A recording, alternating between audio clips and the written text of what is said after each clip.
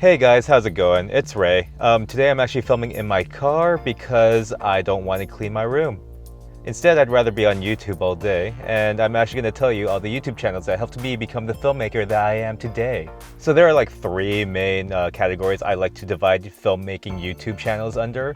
You have the technicians, you have the philosophers, and you have the producers. I'm going to actually go through all three and tell you which one you should actually check out.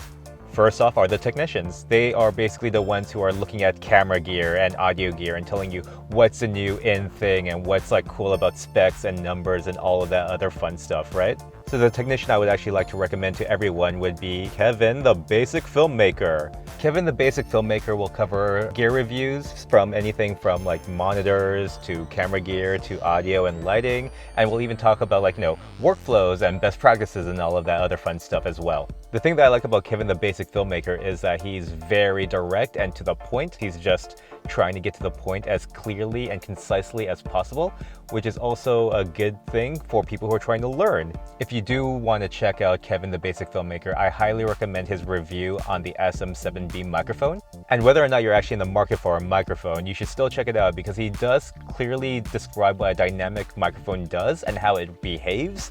And I feel like that's a good vibe on how he actually teaches you use the other things that he reviews, such as monitors, camera gear, audio gear, lighting gear. He tries to cover as many things as possible, which is what I really like about him.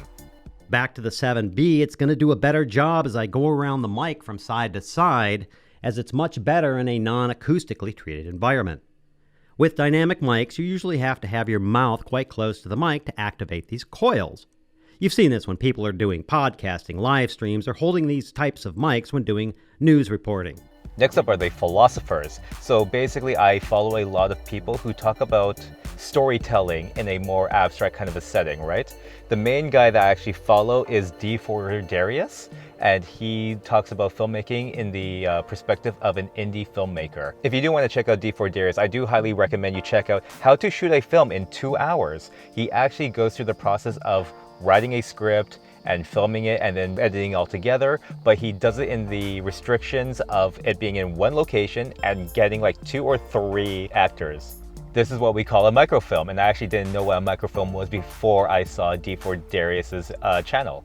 And it was actually very interesting because I feel like a lot of film students actually just get a little too ambitious with what they want to film, and I'm like, guys, you need to scale it down. 1 location, 2 actors at most, and then that's all you need. And this guy shows you how to do it. Story. You're not gonna have a whole lot of time to come up with a story, so you're gonna want to keep it simple. One easy trick you can do is basically build your entire story around a simple request. One character's gonna want something from the other character, and if the other character refuses, well, now you got conflict, and you can just kind of build your story up from there. And finally, we have the producers. So those are the people who actually make short films or actually broadcast content in a well put together manner that is actually very entertaining, as well as makes you understand what goes into film production, because you can actually break down how they present their episodes and all of that other stuff and figure out what makes them so good. The channel that I highly recommend checking out is Gears and Gasoline. Now I get it. The car guy is recommending you to watch a car channel, but the 2 guys who actually run it, Ben and Ben, have a film background, and they make documentaries about the car community within their general area. So they actually interview people with cars and why they love cars and why they chose the car that they have.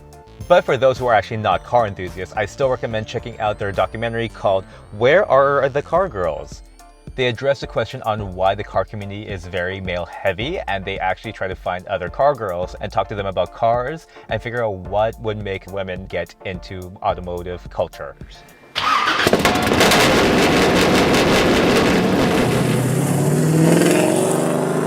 Hey, what's up? I'm Savannah Little. I'm the owner and driver of the number 916 Injuka Racing LS350Z, and I also do some endurance racing and spec Miata racing on the side, and I'm a car girl.